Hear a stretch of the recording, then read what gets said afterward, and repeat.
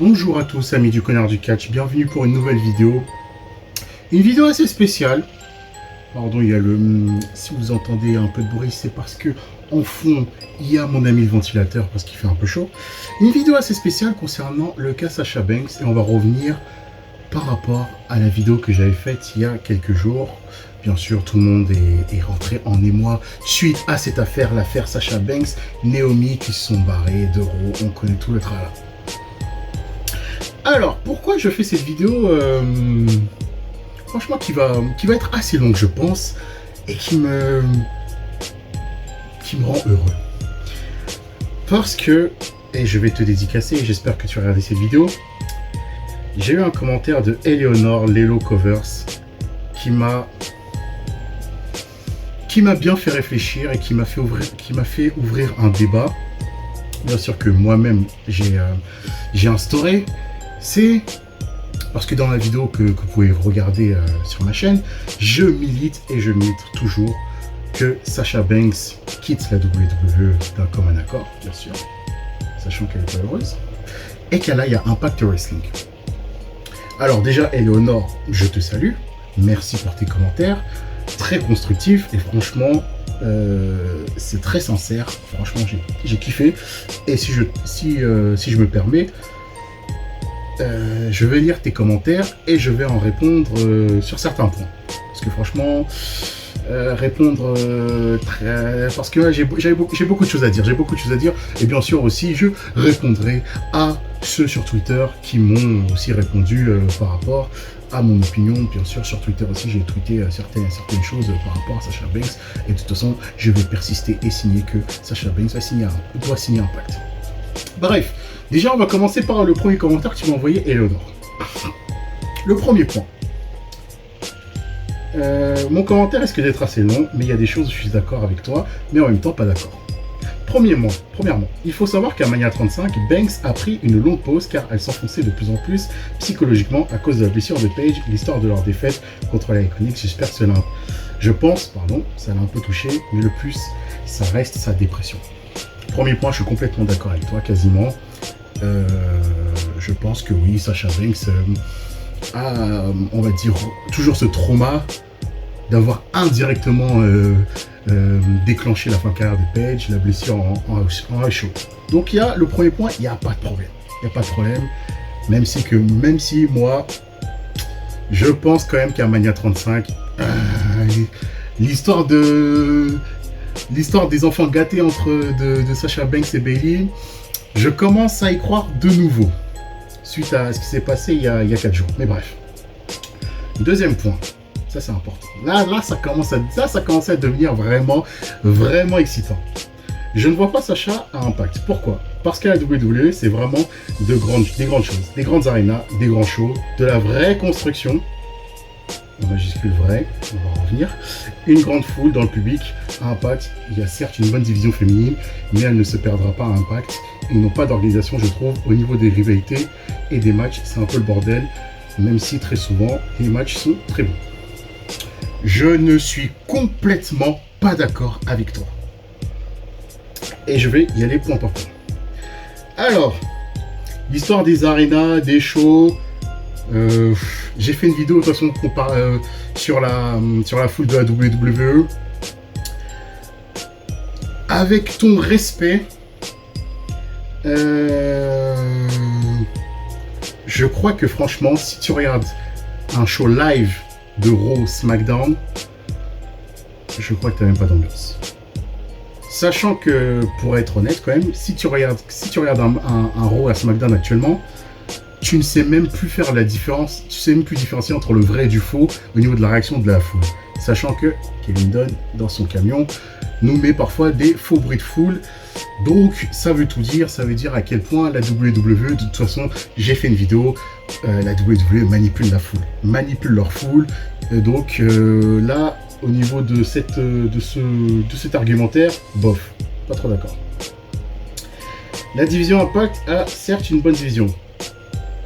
Je le persiste et signe, la division Impact actuellement, c'est la meilleure division féminine nord-américaine. Elle ne se perdra pas à Impact, ils n'ont pas d'organisation, je trouve. Alors là, tu as complètement tort. Parce que déjà, si Impact n'avait pas de construction, alors comment on va expliquer?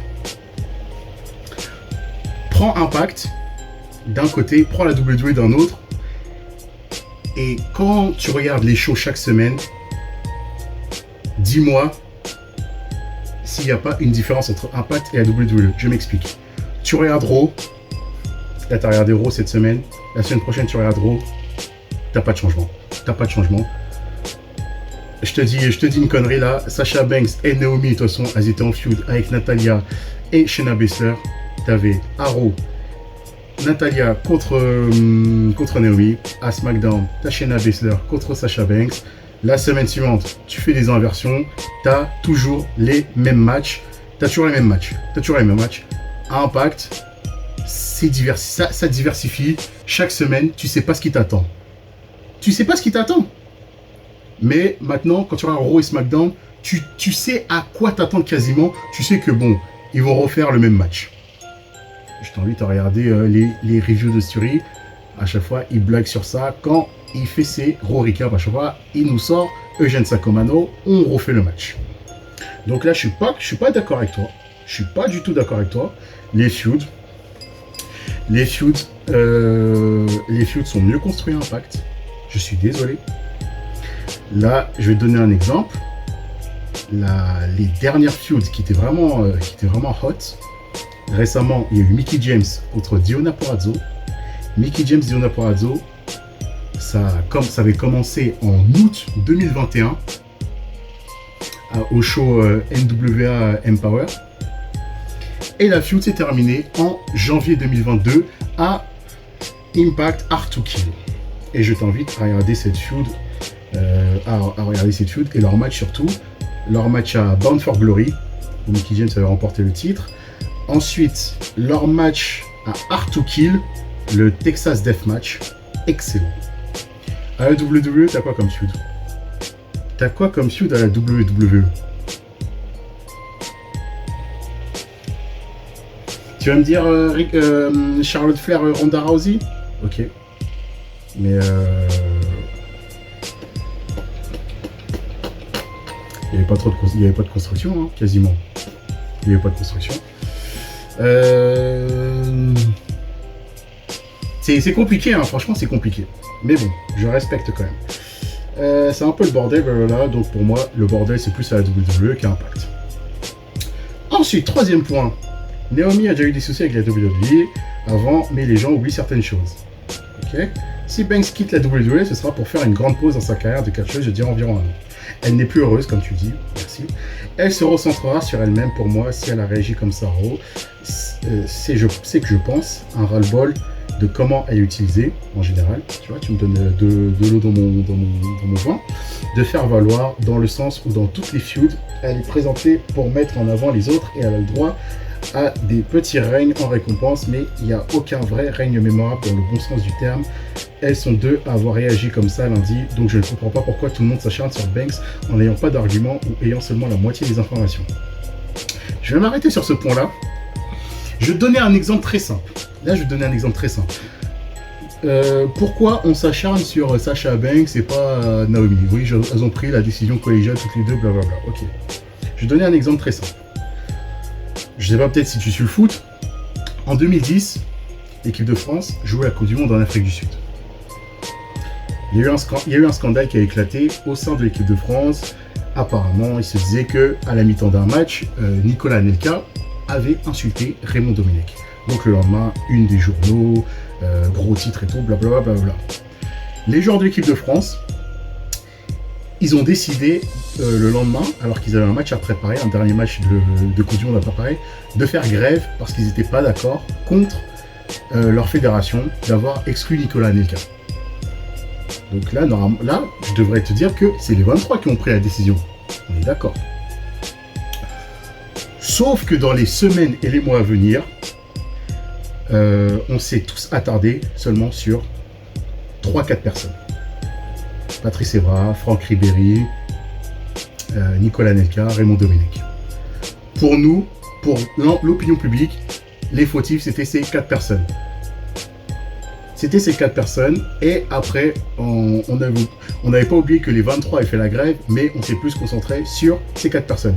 Donc, ce que je veux te dire, c'est que même si Sasha Banks et Naomi, peut-être, ont pris la décision toutes les deux, c'est que, de toute façon, on va plus s'attarder sur, on va dire, celle qui a un plus gros star power. On va plus s'attarder sur Sasha Banks, sachant que, je l'avais tweeté il y a quelques temps, Sasha Banks est une récidiviste, entre guillemets. Je ne vais pas dire dans le mauvais sens, mais c'est une récidiviste. À chaque fois, on entend des bruits de couloir. Naomi, bon, c'est un peu... Naomi, c'est plus Jimmy Uso qui faisait la merde. Parce que c'est plus Jimmy Uso, l'histoire de quand Jimmy Uso se fait arrêter par la police, bref. Et je t'avais répondu en plus que, de toute façon, personne n'a vraiment des informations. Moi, cette vidéo, je l'avais fait, c'était juste une vidéo réaction, et juste j'avais donné mon opinion sur un angle, c'est tout. Mais moi, je ne me revendique pas d'avoir eu d'informations. Hein. De toute façon, toutes les informations à chaque fois sont discordantes. Donc, de toute façon, on attendra dans les semaines, voire les mois à venir, ce qui s'est réellement passé, le vrai du faux. Si Sasha Banks réussit à se libérer de son contrat et qu'elle veuille parler, et ce serait top qu'elle aille chez Chris Van Vliet, qu'elle dise vraiment le fin mot de l'histoire, mais bon, ça prendra peut-être pas mal de temps, voire quelques années, qu'on sache vraiment le vrai du faux. Donc voilà, c'est pour ça que je n'étais pas trop d'accord, blablabla, elles sont les deux à voir la jeu, je ne comprends pas, blablabla, ok. Et ensuite, tu m'as envoyé un commentaire. Là, franchement, je vais te dire, ça m'a un peu titillé et ça m'a conforté dans l'idée que Sasha Banks doit signer un pacte. Rien que pour, franchement, pour me marrer. À un moment, tu me dis, j'adore Impact, attention, mais au vu de l'exigence qu'a Sasha, et elle a raison au vu de son star power, je ne pense pas qu'elle trouvera sa place à Impact. J'ai l'impression qu'à Impact, on a quasi tous les anciens jobbers. Mickie James,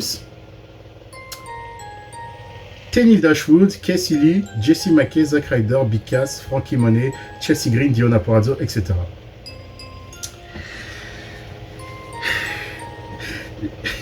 Je finis.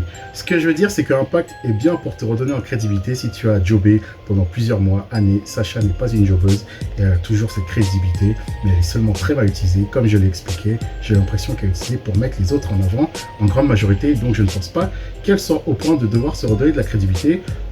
Tu vois ce que je veux dire. En revanche, je ne dis pas que leurs shows sont mauvais, au contraire, mais tu ne sais pas en vrai la logique de la rivalité souvent.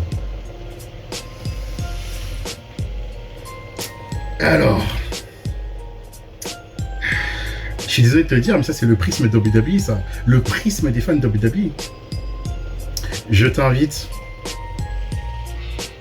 de manière vraiment amicale, je t'invite à te documenter sur la division Knockout à Impact. TNA Impact. Déjà quand tu as commencé, rien qu'en commençant déjà en disant que j'ai l'impression qu'à Impact on a quasi tous les anciens jobbers. Tu as commencé par Mickie James.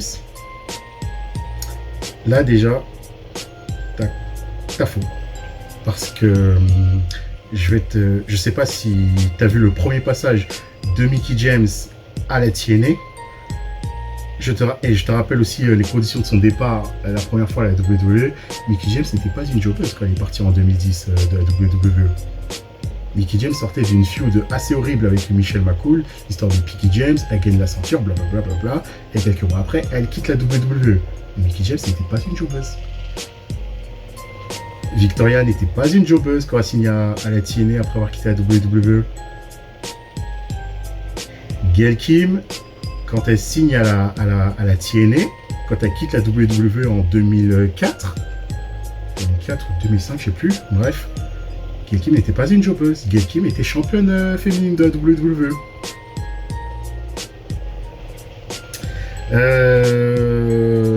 Tenille Dashwood, je suis un peu d'accord. Casey Lee, Jessie Mackey, jobbeuse, bon, c'est un grand mot, ok.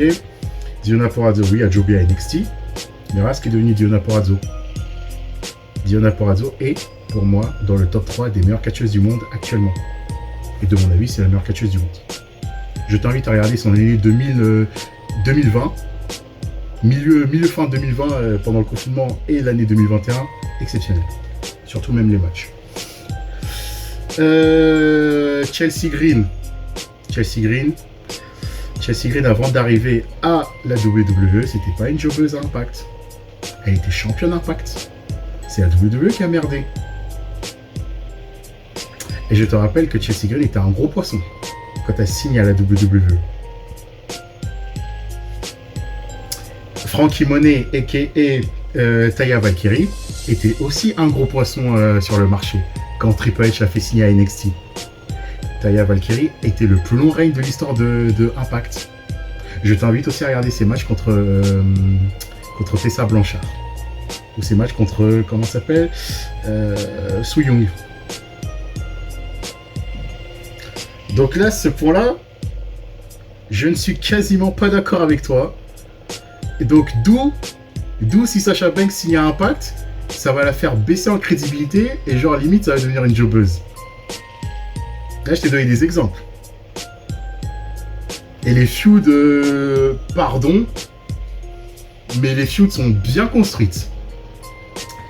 Avant que les Iconics quittent Impact pour des raisons personnelles, la feud The Inspiration avec les influenceuses pour le titre par équipe, je t'invite à regarder aussi leur feud bien construite. Avec Caleb with the K qui est entre les deux équipes, le dilemme et tout le tralala. Franchement là, je sais pas vraiment si tu regardes Impact, no disrespect, mais là je te donne plein d'exemples déjà de feud, à mon sens que c'est pas mal construit.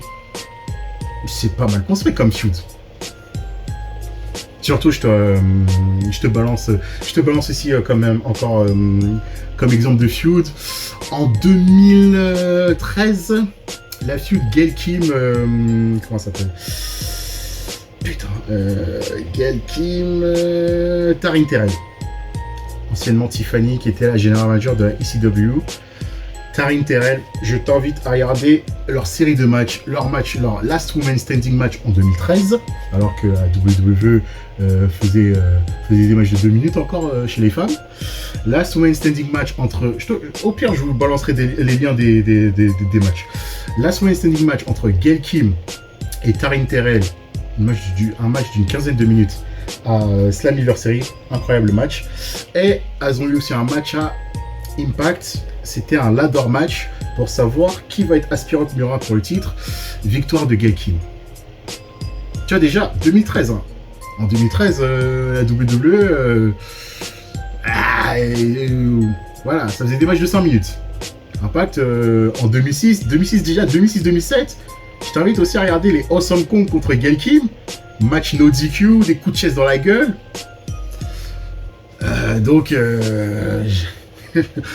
Allez, encore pêle-mêle une feud qui était pas mal.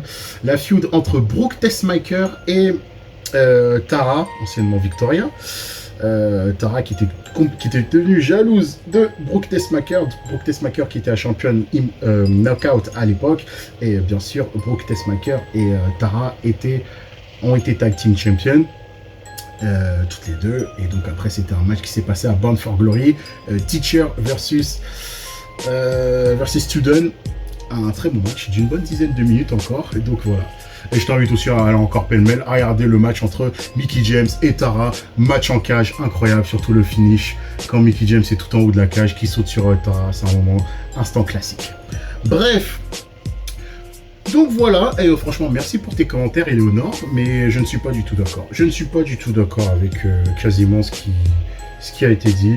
Et oui, Sasha Banks doit signer à Impact. Parce que Impact, voilà, c'est la meilleure division féminine nord-américaine au monde. Et je vous ai donné tous les points. Alors après, vous allez me parler de AEW. Ok, allons sur le sujet AEW. AEW, mais là, franchement, ce n'est que mon avis et ce n'est pas pour vous heurter. Ce n'est pour heurter personne. De toute façon, tout le monde aime ce qu'il veut. De toute façon, tout le monde aime ce qu'il veut. Il n'y a pas de problème. On est juste tous des passionnés. On donne chacun notre avis. Après, on en débat. Et c'est comme ça qu'on interagit, et c'est ça qui est cool. Mais de toute façon, la AEW, la division féminine, c'est pire que la WWE actuellement. La division AEW, il y a quasiment que des jobbeuses. Vous me dites que à Impact, elle va s'enterrer, Sasha Banks, mais à la AEW, ça va être encore pire. Ça va être encore pire, mais désolé de vous le dire, ça va être encore pire. Vous voulez que je vous donne un exemple? Tiens, vous vous souvenez de Ruby Riott, qui a signé à la AEW, maintenant s'appelait Rubiso. Elle avait gagné, je l'ai encore dit dans ma dernière vidéo, elle avait gagné un casino Battle Royale match à All Out. C'est pas quelque chose de... C'est pas n'importe quoi. Pour avoir une chance pour le titre. Elle a eu sa chance pour le titre, elle a perdu, et maintenant tu la vois, elle catch où? À Dark Elevation. Elle est maintenant dans le fin fond, de tout le marasme de la division féminine. Et je le répète encore une fois, mais ça n'a... C'est simplement mon avis, dites-moi en commentaire. Mais il y a combien de main eventeuses? Est-ce que vous pouvez me faire la hiérarchie des main eventeuses, des mid-carders dans la division féminine de Impact, de AEW. Pardon. Impact, moi je peux le faire. Je peux faire la hiérarchie. C'est un fourre-tout, la division féminine de AEW. Alors certes, vous aimez tous Sasha Banks, elle est mignonne et tout. Personnellement, moi j'avais pas bandé sur ce match. Vous avez tous bandé sur le match entre elle et Bayley à TakeOver Brooklyn, que je trouve surcoté. Le match il est pas ouf. Je mettrais un 3 ouais, pour être gentil. Mais les gars, tranquille, chill. En quoi c'est humiliant d'aller à Impact? Déjà quand tu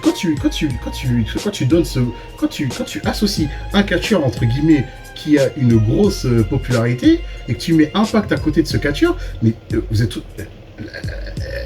le monde du catch est en sueur, ils font mais comment il peut oser dire ça? Comment il peut oser dire ça, ce connard? Comment? Non, on enlève Impact, AEW obligatoire. AEW obligatoire. Ok.